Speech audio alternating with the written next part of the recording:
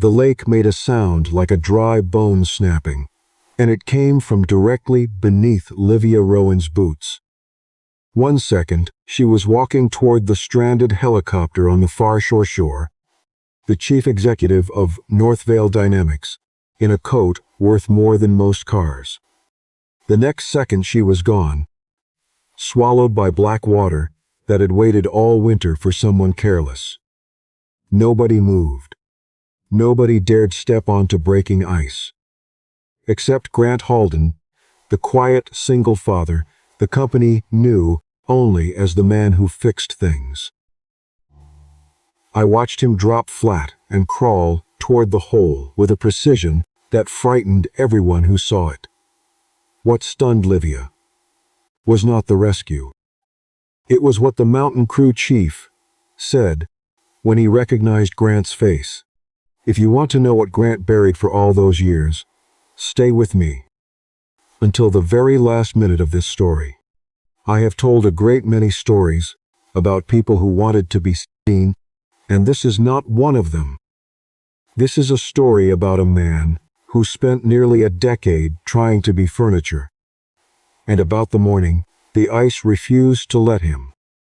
To understand him, you have to first understand the building where he worked, a low glass structure pressed into the foothills west of Denver, where Northvale Dynamics designed grid-scale battery systems for utilities that could not afford to fail. There were 400 people in that building, and if you had asked any of them who Grant Halden was, they would have paused, then said something like the maintenance guy, or the one who drives the executives, or the tall one who never talks. All of them would have been partly right. None of them would have been correct. He was 41 years old. He drove a gray pickup with 210,000 miles on it, and there was a booster seat in the back for a 9-year-old girl named Nora, who liked dinosaurs and hated mittens. He lived in a rented house in Golden with a leaking gutter he kept meaning to fix. He owned no accounts anywhere, kept no profiles, appeared in no company photographs, and had a habit of drifting toward the edge of a room whenever a camera came out. When people asked where he was from, he said around. When they asked what he did before, he said different work. Nobody pushed, because he was warm enough that pushing felt rude, and cool enough that pushing felt unwise. The trip to the mountain facility was scheduled for the second week of February, and it was, on paper, routine. Northvale had a research and storage site above 9,000 feet, a place where they tested batteries in conditions cruel enough to be honest. A consortium of investors wanted to see it before signing a purchase agreement worth $340 million, and the anchor of that consortium was a man named Gideon Ashcroft, 63 years old, whose family money reached into funds and land across 4 states. Livia had spent 11 months building the deal. She had rebuilt the company around it. She was not going to reschedule it for weather. The planning meeting happened on a Tuesday in a conference room with a wall of glass facing the mountains. And Grant was there only because someone had to arrange the vehicles. He stood near the door with a folded printout, waiting for the part that concerned him, and when the logistics slide came up, he said the thing he had come to say. A pressure system was rotating up from the southwest, colliding with cold air already sitting in the valleys, and the models disagreed with each other in a way he did not like. He suggested moving the visit forward by 1 day or back by 3. It took him under 30 seconds, and he said it without drama, the way a man reads a fuel gauge.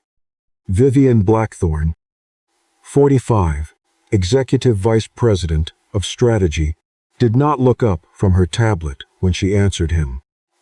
She had the kind of elegance that is manufactured across generations, a voice trained never to rise, and a talent for insults delivered as clarifications. She said that Northvale employed a meteorological service, that the service had cleared the window, and that Grant was paid to prepare vehicles rather than forecast weather. There was a small ripple of throat clearing around the table, the sound a room makes when it agrees with cruelty, but would rather not sign its name. Grant said nothing. He folded the printout in half, and then in half again, and put it in his jacket pocket. Livia did not defend him, and I want to be fair about why. She had a board meeting in 6 days, and a competitor circling her margins, and Vivienne had spent 2 years building a quiet coalition of directors who whispered that the chief executive was too young for the seat at 37. Livia was not cruel, and she was not a coward. She was simply carrying something heavy and had learned to ignore small stones on the path. She said the schedule would hold, and she said it kindly, which somehow made it worse. Then she asked to see the terrain map for the site approach, and everything changed by 3 degrees, without anyone noticing. Grant crossed to the screen because nobody else knew how to zoom the layers. And, while he was there, he looked at the map the way other people look at a familiar street. He said the marked emergency route was the wrong one after a heavy snow because the gully below it collected wind-loaded slab.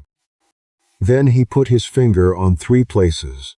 Nobody had annotated a service road behind the ridge, a maintenance shed at the halfway point with a wood stove and a working radio, and a saddle where a helicopter could actually land if the primary pad iced over. The head of corporate security, a former state trooper with 14 years of experience, stared at the screen and then at Grant, and asked how long he had spent studying the file. Grant said he had not opened the file. Livia turned in her chair. She asked, carefully, whether he had worked in that area before. There was a pause that lasted perhaps 2 seconds, and in that pause I watched a man decide how much of his own life to hand over. He said, "Long time ago." She waited for more, because people always wait for more, and there was no more. He asked whether she wanted the vehicle staged at 5 or at 6, and the meeting moved on, and Vivienne wrote something short in the margin of her notes. I believe that was the first moment Livia Rowen understood that she had been walking past something for 2 years without seeing it. That night, after the offices emptied, Grant did something he did not report and did not mention. He drove to the fleet garage, unlocked the second-row storage in both mountain vehicles, and loaded equipment that appeared on no corporate safety manifest. 2 lengths of static rope, a throw bag, 4 thermal blankets in vacuum packs, chemical heat packs, a folding shovel, and a pair of ice awls on a cord that he tucked into the door pocket of the lead truck. He checked the batteries in 2 headlamps and replaced one. Then he sat in the dark cab for a while, with his hands on the wheel, and I think he was arguing with himself, and I think he lost. He called his sister and asked whether Nora could stay Thursday night as well, just in case. They drove up on Thursday morning under a sky the color of wet paper. The resort at the base of the valley was one of those places built to look rustic and priced to prove it was not. All beams and stone, and staff who called everyone by name. The plan was simple and reasonable. Tour the facility in the morning, host Gideon Ashcroft and 2 of his analysts at a private lodge across the valley in the afternoon, fly out before dark.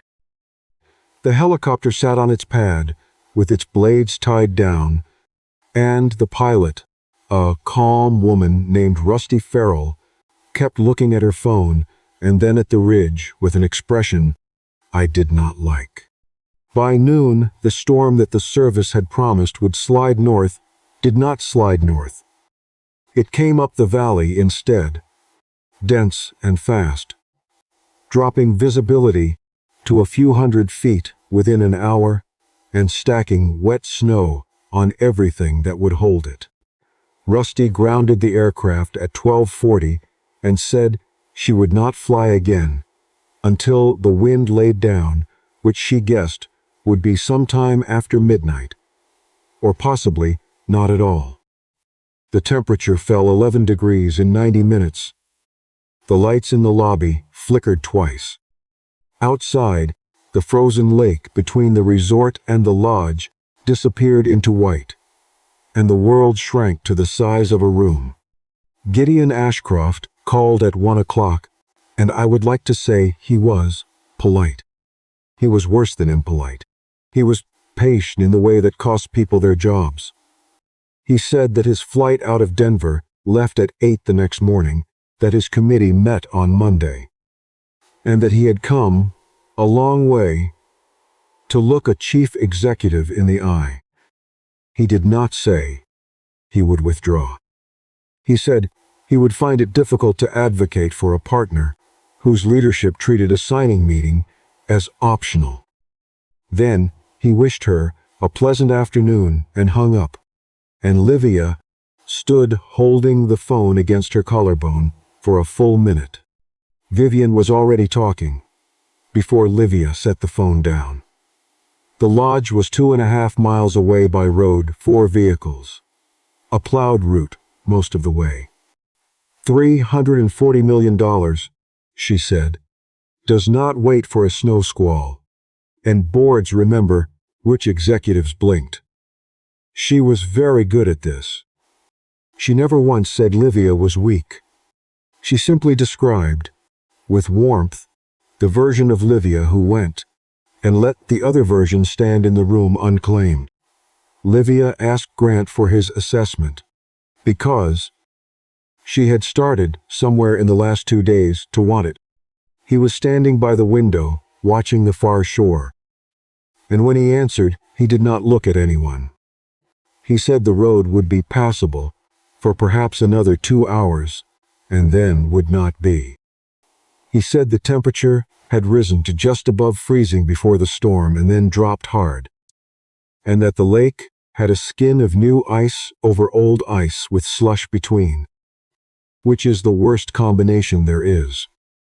He said the ice on the lake was not stable enough, and that whatever they decided, nobody should walk on it. Vivian laughed lightly and said that Grant seemed determined to make himself important. He turned then and looked at her and said nothing at all, and it was the first time I ever saw Vivian Blackthorne look away first. Livia made her decision the way people make decisions when they are tired and cornered and still convinced they are choosing freely. A small group, she said. Herself, Vivian, the head of security, 1 analyst, and Grant driving. In and out, inside 3 hours, road only. Grant asked her to repeat the last 2 words back to him, which was an odd thing for an employee to do, and she did it. Road only. He nodded once, went out to the truck, and I noticed he moved the coil of static rope from the rear storage to the front passenger footwell, where he could reach it without stopping. They got 1 mile and 11 minutes up the valley road before the mountain closed the door. It was not a large avalanche, and I want to be honest about that, because the small ones killed just as many people. A wind slab, about 40 feet wide, released off the cut above the switchback and put 4 feet of dense snow and shattered timber across the road. And it happened while they were watching silent from inside the truck. Almost beautiful. Grant stopped 200 yards short, put the truck in reverse, without a word, and backed down the grade to a wide spot before anyone had finished breathing. Behind them, the way home had already filled in with drifting snow that the plows would not touch until morning. They were, in that moment, in a genuinely bad position. And the group's reaction taught me everything about each of them. The analyst went silent and useful. The security chief got on the radio and started working the problem. Vivian began, immediately, to construct the narrative in which none of this was her recommendation. Vivian and Livia, to her credit, asked the only question that mattered, which was what are our options? Grant laid it out flatly. They could shelter in the truck and wait for a plow, which meant 8 to 14 hours, and a lot of discomfort, but almost no risk. Or they could walk 900 yards across the frozen lake to the lodge and be inside in 20 minutes. He recommended the truck. He recommended it twice. Then Rusty Farrell came over the radio to say she had found a window and could reach the lodge pad within the hour, but absolutely could not reach the resort. And the calculation shifted under everyone's feet. Vivian said what she had been waiting to say, that the lake was frozen solid, that half the town had been ice fishing on it in January, that the resort itself ran snowmobiles across the northern arm.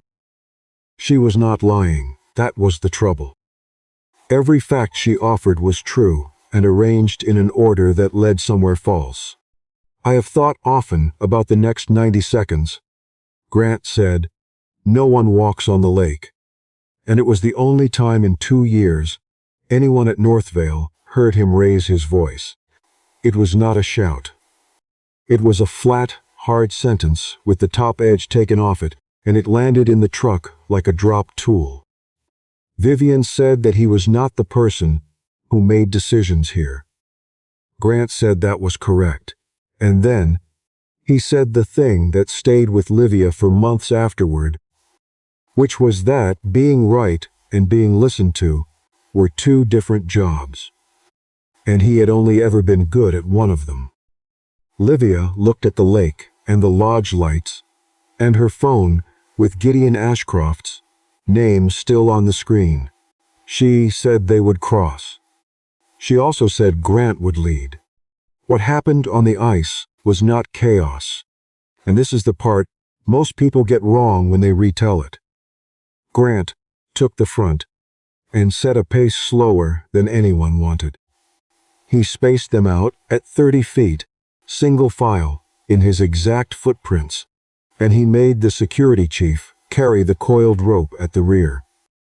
He walked with a 5-foot length of steel conduit from the truck bed, tapping ahead of himself in a rhythm, listening more than looking. He explained nothing except what he needed them to do, and he checked over his shoulder every 12 steps or so, counting heads the way other men check a watch. Vivian complained about the pace exactly once, and then stopped, because even she could hear that the lake was talking. 200 yards out, the color changed. The rest of them saw only white and gray. Grant saw a broad tongue of ice running from the northeast, darker and flatter, the way water looks when it never fully froze because a spring feeds it from below.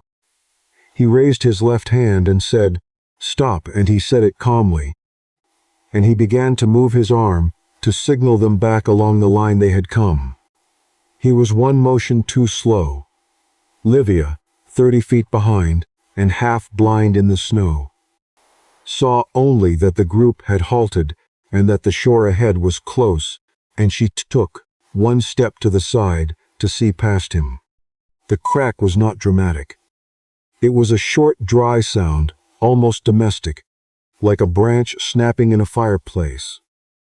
Then the surface under her, simply stopped being a surface, and she went down into water so cold it did not register as cold at all, but as a hand closing around her chest and squeezing every breath out at once. I have been told by people who have gone through the ice that the first thing you lose is your voice. Livia surfaced without any air in her lungs to scream with, clawing at an edge that broke off in her fingers, and her coat drank 40 pounds of water in 10 seconds. 20 feet away, the analyst started forward, and Grant's voice cut across the ice like a whip. Nobody move. Everybody down, flat, now, get off your feet. He said it while he was already lowering himself, and there is a specific thing that happens to a certain kind of person under pressure, which is that their voice loses all texture and becomes pure instruction. The three of them went down on their bellies on the ice. Grant shed his outer coat in one motion, tied a bow line around his own chest with the static rope, without appearing to look at his hands, and threw the coil back to the security chief with an order to sit, dig his heels in, and take a wrap around his waist. Then he told the analyst to lie across the chief's legs as a counterweight. 22 seconds had passed since Livia went under. He did not run toward her, he crawled, spreading his weight across as much ice as a human body can cover, elbows and knees, pushing the steel conduit ahead of him. The ice under him made a sound like a zipper. He kept his eyes on her face the whole time, and he talked, steadily, the entire way, and what he said was not comforting in any conventional sense. He told her not to try to climb out. He told her to put her arms flat on the ice and stop kicking. He told her that she had about 10 minutes of useful strength, and they would only need 2 of them. She came out flat, like a seal, dragged across the surface rather than lifted, because lifting breaks ice and dragging does not. Halfway across, the sheet split behind them with a report like a rifle, and he simply kept moving, sliding backward on his stomach, hauling her with him, one arm at a time, while the security chief took in rope at the far end. When they reached solid ice, he did not stop, and he did not let anyone stand up. He made them crawl the last 140 yards to the shore, all 5 of them, which took 9 minutes, and Vivian Blackthorne crawled through the slush in a cashmere coat and never said one word about it. On the bank, he went to work with a speed that had nothing frantic in it. He cut the wet coat off Livia rather than trying to pull it, because pulling costs heat. He got her out of the soaked outer layers, wrapped her in 2 thermal blankets from a vacuum pack, put his own dry jacket over her core, and cracked heat packs against her chest and under her arms, not her hands or feet. And when the analyst asked, why not her hands, he said, because that pushes cold blood back to the heart. He kept her sitting, insulated from the ground by his folded shell. He talked to her the entire time, asking her questions with numbers in them, her birthday, her office floor, the day of the week. Her answers came slower each time, and he adjusted, and she never once fell out of the conversation. The county rescue team reached them from the lodge road 18 minutes later. 4 people with a sled and a warmed shelter, and they were good, and they said so themselves afterward. They said the field care was better than what they would have done. The team leader was a heavy-set man in his late 50s named Roy Denner, with a gray mustache and 31 years on the mountain, and while his crew packaged Livia, he stood, looking at Grant with an expression I can only describe as a man watching the dead walk across his kitchen. He took 2 steps forward. He said, in a voice that carried further than he meant it to, "Captain Halden." Grant went rigid. That is the only word for it. A full-body stillness that everyone on that bank felt. Livia, shaking so hard her teeth were clicking, still had enough left in her to turn her head. Roy Denner said, "My God, we all thought you were dead. 9 years. He said nobody could find you. They took your name off the memorial wall because the family asked." Vivian Blackthorne, standing 10 feet away with slush frozen on her knees, went very quiet and very interested at the same time. And I watched a calculation begin behind her eyes that would eventually cost her everything. Grant turned his face away toward the lake and said, "You've got the wrong man." He said it twice more on the way to the lodge, once to Roy and once to the paramedic, and by then everyone had heard him say it and nobody believed him. They got Livia inside and into a warm room with a doctor from the county who confirmed what Grant had already known, that she had gone in for less than 4 minutes, that her core temperature had come down, but not dangerously, and that whoever had handled her in the field had done it correctly enough to keep this from becoming a very different night. Gideon Ashcroft came down from the upper floor of the lodge in a sweater, having been told a version of events, and he was genuinely and visibly shaken. Then somebody in the hallway repeated the name, Captain Halden. Gideon was holding a glass of water. He dropped it. Livia did not sleep that night. She lay in a borrowed room under 3 blankets, with her hair still damp, feeling the strange delayed terror that arrives hours after the danger. And she did what she always did with a problem, which was attack it with information. She had a phone and a satellite connection. And 4 hours before dawn, she searched the name Grant Halden and found her own company's directory, a fishing license, a 9-year-old address change, and nothing else. No professional profile of any kind. No photographs anywhere except a blurry one from a school fundraiser where he was mostly a shoulder at the edge of the frame. She widened the search, and the further back she went, the emptier it got. Before 8 years ago there was nothing. Not a thin record, not a private one. Nothing at all. A 41-year-old man appeared to have begun existing at 33. Fully formed, with a driver's license and a daughter and a work history that started with a facilities job at a warehouse in Longmont. Livia had run diligence on companies with more to hide than this and found more than this. Around 3 in the morning, she stopped searching for what Grant had done and started searching for what had been done to the record, which is a completely different question. And it is the question that broke the thing open. In the morning she called Ellis Brandt, Northvale's general counsel, and asked him to review Grant's personnel file with the assumption that something was wrong with it. Ellis called back at 11 and told her that nothing was wrong with it, which was itself the finding. Every document was authentic. The background check was clean and complete. But the employment history section carried a federal notation. Ellis had seen only twice in 26 years.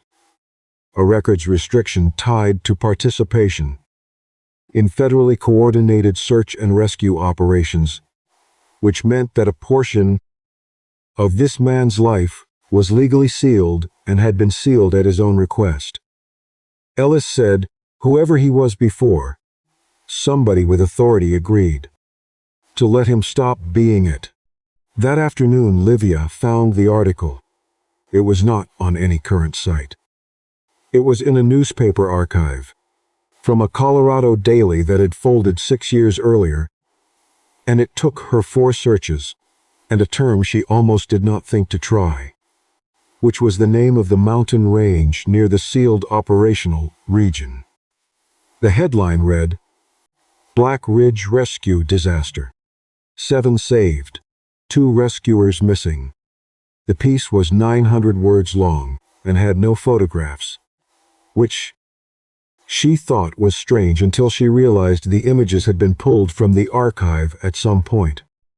Halfway down the 3rd paragraph, in the flat register of a wire report, was a single line: "Rescue Commander, Captain Grant Halden." The man who filled in the rest arrived 4 days later, and he arrived because Livia asked Roy Denner for one name, and Roy, after a long silence, gave her one. Miles Keaton, 44, ran a guide service out of a town 2 hours north, and had a scar down the back of his left hand from a carabiner that had failed on a night neither of us needs described. He had been on Grant's team for 6 years. He drove down and met Livia in a diner because he would not meet her in an office. And the first thing he said was that if Grant found out he was talking, that would be the end of a friendship. And the second thing he said was that he was going to talk anyway. Then Miles told her about Black Ridge. A private group of 11 had gone up to a backcountry lodge in early February, and a slab released across the only road out, and took part of the lodge's east wing with it. 11 people cut off, some injured, weather closing, temperature falling toward 20 below. The team went in that night.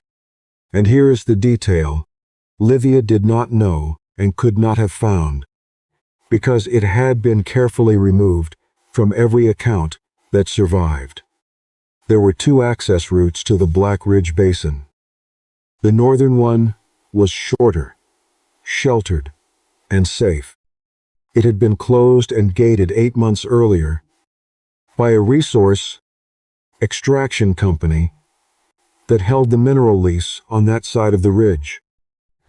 The company had closed it, Miles said, after a state inspector flagged 3 safety violations at a wellhead site along that road, and rather than fix them, the company gated the road, declared it inactive, and let the file go quiet. The lease was held through a fund. The fund was one of many owned by a family named Ashcroft. Grant's team, arriving at 2 in the morning with 11 people freezing on the far side of a mountain, found a locked gate and a berm of pushed snow, and lost 4 hours going around by the southern approach, which crossed under an avalanche path that everyone on that team knew and nobody liked. Grant had filed a written objection to that road closure 14 months earlier. It had been received, logged, and ignored. They got 7 people out before the second slide came. It came at 4 in the afternoon on the second day, across the southern approach, exactly where the objection had said it would come. 2 of Grant's people were on that stretch. One of them was Caleb North, 36, Grant's deputy and the man who had been the best man at his wedding, and who had a wife named Dana and a boy who was 4 years old at the time. Miles stopped talking for a while at that part. Then he said that Grant had been the one who found him 11 hours later and had carried him down himself and would not let anyone else take the litter. He did not walk in. He submitted a technical statement, factual, complete, and utterly without accusation, and then he requested that his operational records be sealed, and he resigned his commission. The inquiry found procedural failures on both sides, recommended reforms, and issued a report that nobody read. 6 months later, Grant's marriage ended, not because of any villain in it, but because a man who wakes at 3 every morning to walk the house is not a man anyone can live beside for long. He got custody of Nora, who was 14 months old. He took a job at a warehouse in Longmont. He stopped saying his own rank out loud. Livia asked Miles the question that had been under all of the others, which was why? Why give up the case, the settlement, the name? Miles turned his coffee cup a quarter turn and said that people assumed Grant had been bought, and that this was the part that made him angry, because Grant had been offered a settlement and had refused it, and he had a copy of the refusal. What Grant had asked for instead was one arrangement, made privately and permanently, that Dana North and her son receive full support, education included, through a structure that would never disclose its source. Dana North, to this day, believes that money came from a departmental survivors fund. Miles said that if she ever learned otherwise, Grant would consider it a failure. That night, Livia stood at the window of her office for a long time, understanding something that reorganized her whole sense of what had happened on the lake. When Grant crawled out onto that ice, he was not simply risking his life, which he had done 100 times before and would do again without thinking.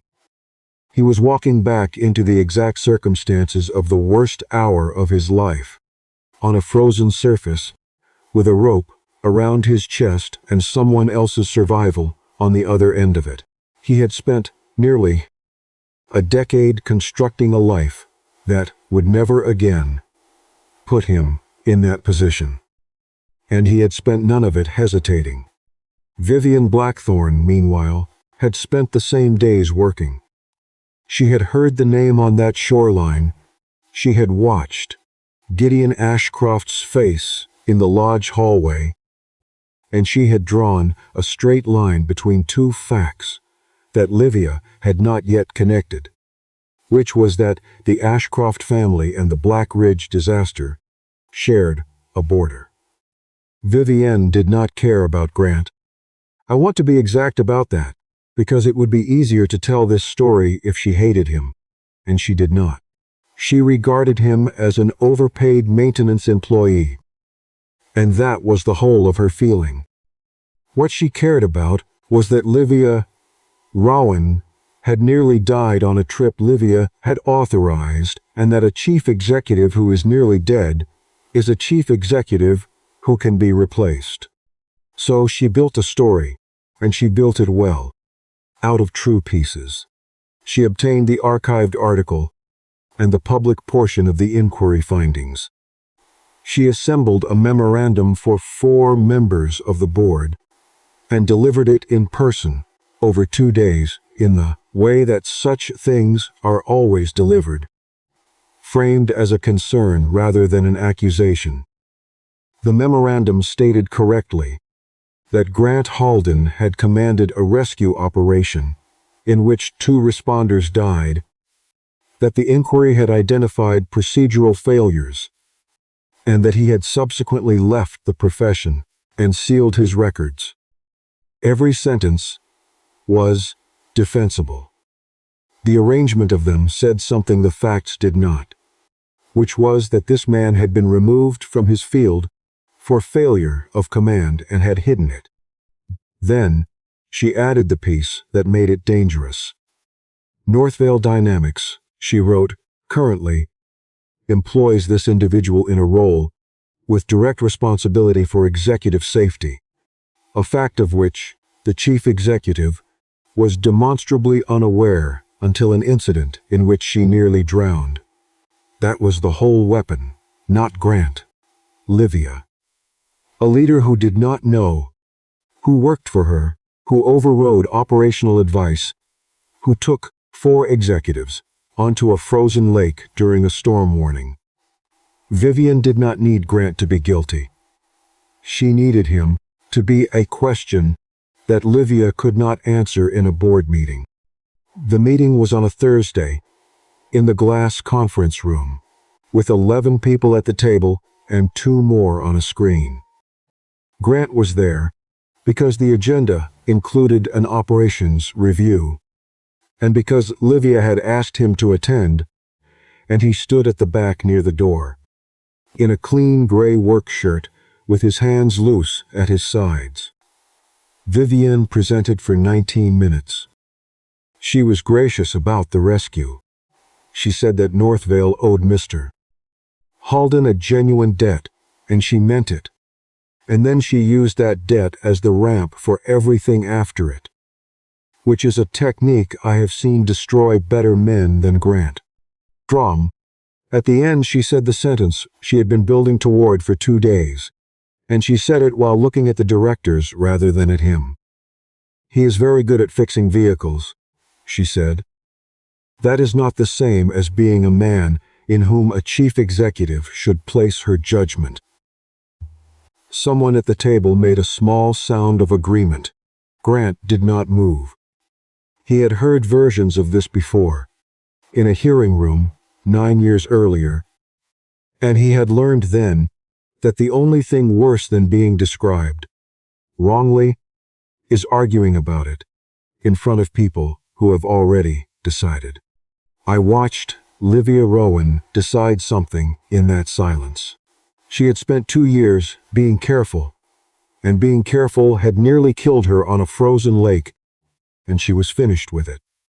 She said that before the board discussed Mr. Halden's judgment, the board should hear the complete record of the incident under discussion, and she turned to Gideon Ashcroft, who was sitting at the far end as an observer, with his hands folded. She said, "You knew who he was. The moment you heard the name, you dropped a glass. I would like you to tell this room what you know about Black Ridge." Gideon said no. He said it quietly, and with something close to regret. And he said that the matter was closed by law and by agreement, and that he would not open it. And then, from the back of the room, in a voice that made every head turn, Grant said, "Leave him alone." Livia looked at him with genuine anger, the first she had ever directed at him. Grant said, "I don't need my name cleared." He said that he had made his peace with what people believed about him a long time ago, and that dragging a man's family history through a boardroom would not bring anybody back. Livia said the thing that I think finally reached him. She said, "Maybe you don't need it.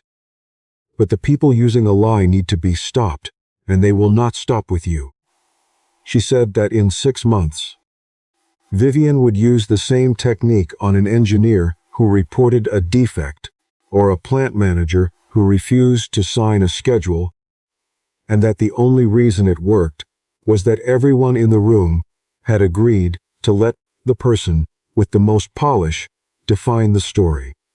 She said, "I have been letting that happen in my own company for 2 years, and I nearly drowned because of it, and I am done."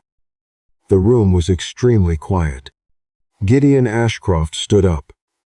He was 63 years old, and he stood the way older men do when a decision costs them something physical, one hand on the table. He said that he wanted to correct a fact in the memorandum. He said that Grant Halden did not lose command of a rescue at Black Ridge. He said that Grant Halden had received a direct instruction to withdraw at 1400 hours on the second day, with weather deteriorating and the southern approach loading with new snow, and that he had acknowledged the order and remained in the basin for 51 additional minutes. Vivian said, "So he disobeyed a direct order." Gideon said, "Yes." Then he said, "To bring out my son." I do not think anyone in that room breathed. He told them that the 11th person on the manifest, the last one located, was Evan Ashcroft, then 26 years old, who had gone up to that lodge with friends against his father's advice. and had been in the collapsed section of the East Wing with a broken femur and a body temperature of 91 degrees. He told them that the team had been ordered out, and that Captain Halden had sent his people down and stayed with 2 volunteers, and that one of those 2 was Caleb North. He said that his son had been carried out at 1540. He said that Caleb North was caught on the southern approach at 1611, and that his own son had been in the sled ahead of him. Gideon put a folder on the table. He said that for 9 years he had told himself that he had handled Black Ridge responsibly, that he had ensured his son's rescuer was cared for, and that he had learned 2 things he had never spoken aloud. The first was that Grant Halden had been offered a settlement of $4.6 million and had refused it in writing, and that his only request had been an anonymous trust for the family of the man who did not come back. The second was in the folder. It was the original safety inspection on the Northern Access Road, the gate closure authorization, and the internal correspondence in which a manager at a company inside an Ashcroft fund recommended closing the road rather than remediating the violations. He said that he had provided that folder, in full, to the Executive Vice President of Strategy 2 weeks earlier, when she requested background on the Black Ridge matter in preparation for a board briefing. He said he had done so because he assumed she intended to present the complete record. Then Gideon Ashcroft looked down the table at Vivian Blackthorne and said, "I notice it is not in your memorandum." Vivian began to speak and stopped, and I watched a woman with 45 years of perfect composure fail to locate a single sentence that would help her. Livia moved immediately because she had learned something in the last 4 weeks about the cost of hesitation. She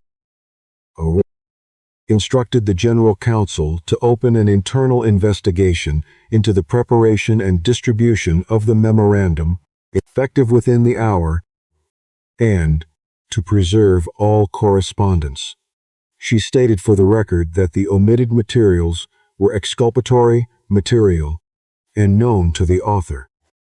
2 directors who had signed on to Vivian's concerns began, with impressive speed, to remember that they had merely been asking questions.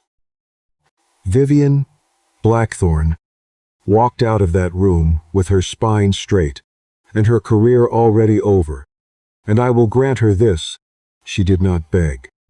And Grant Halden, whose name had just been returned to him in front of 11 witnesses and a screen, took no satisfaction from any of it. He did not look vindicated.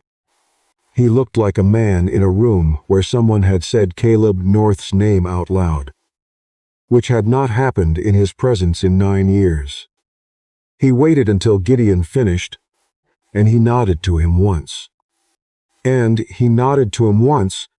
then he left through the back door and went down the stairs and out into the parking lot without speaking to anyone at all. Livia found him 20 minutes later, on the concrete steps at the north end of the building, where the smokers used to go before the company banned it. It was snowing, that fine, dry snow that does not fall so much as drift sideways, and he was sitting with his forearms on his knees, not wearing a coat. She sat down 2 feet away and did not say anything for a while, which was, I think, the most intelligent thing she had ever done in her professional life. Eventually she said that she had needed him to know she was sorry, and he asked, "What for?" And she said for 2 years of walking past him. He told her it was not her fault, and that he had worked fairly hard at being walked past. She asked him the question, that had been sitting in her since the diner.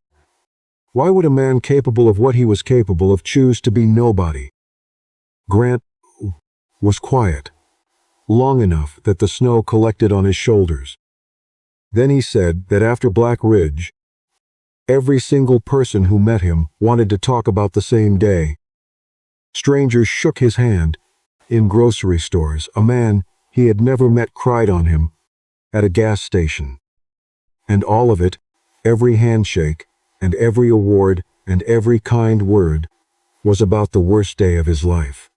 He said that being called a hero meant being asked, over and over, to stand inside the hour when he lost Caleb. He said that he began to understand that if he stayed, he would spend the rest of his life being famous for a failure and being told it was a triumph, and that the two words would grind against each other until there was nothing left of him. He had a daughter who was 14 months old. He wanted a life where the worst thing that happened in a week was a broken generator. So he chose a smaller life, and a quieter one, and a job that let him be home by 6 every evening to make dinner for a girl who did not know any of this and never needed to. Livia asked whether he regretted it, and he said no, without any hesitation at all. Then she asked the other question, the one she had been carrying since she woke in that lodge room. She asked whether he regretted pulling her out. He turned his head and looked at her directly, which he almost never did, and said no. She said, even though it brought all of this back. Grant watched the snow move across the parking lot for a few seconds and said that there were some things worth coming back for. From the dusty wagon road, neither of them said anything else for a while, and neither of them needed to, and I will not pretend it was more than it was, because it was already enough.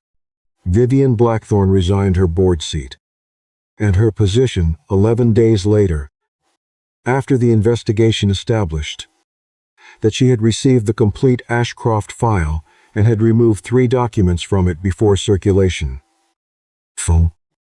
She took a position at a family office in Connecticut and, from what I understand, is quite successful there. She had spent her whole life in rooms where the story belonged to whoever told it best, and she had simply told it in a room where, for once, somebody insisted on the rest of it. Gideon Ashcroft did something more surprising. In April, he announced a permanent endowment for mountain rescue, training, and equipment across 4 counties, funded at $12 million, named the Caleb North Foundation, and in the announcement he acknowledged, in plain language, that a company within his family's holdings had closed an access road for reasons of convenience, and that the closure had contributed to a loss of life. He was 63 and he did it anyway. Dana North was invited to sit on the board of the foundation. She accepted. She still does not know where her son's tuition came from, and everyone who does know has agreed to keep it that way. Livia offered Grant a new position in May, Senior Director of Risk and Emergency Operations for all of Northvale, with authority over site safety across 11 facilities, and the standing to stop any operation at any level, including hers. He turned down the corner office twice. He accepted the job with a single written condition, which was that no article, profile, press mention, or internal newsletter would ever be published about him. Livia read the condition and signed it and said, "Deal." Then she added a clause of her own, which was that when he said, "No one walks on the lake," no one would walk on the lake, and he signed that. In late November, Northvale ran its first company-wide winter safety program at the same lake. 40 employees stood on the shore in borrowed parkas, while Grant walked them through cold water immersion, self-rescue with awls, and how to spread weight on a surface that is trying to kill you. A young engineer, maybe 24, asked him how he could tell which ice was dangerous, since it all looked identical from where she stood. Grant crouched down and put his hand flat on the surface, near a run of pale fracture lines. He said, "The ice always warns you before it breaks." He said that people think it goes all at once, but it never does. It talks first, it changes color, it sounds different under your boot, and it settles in ways that mean something if you are willing to stand still and listen. Almost nobody listens, he said, because listening is slow and everyone is in a hurry to get to the other side. Then he stood up and told them to spread out to 30 feet and started them walking.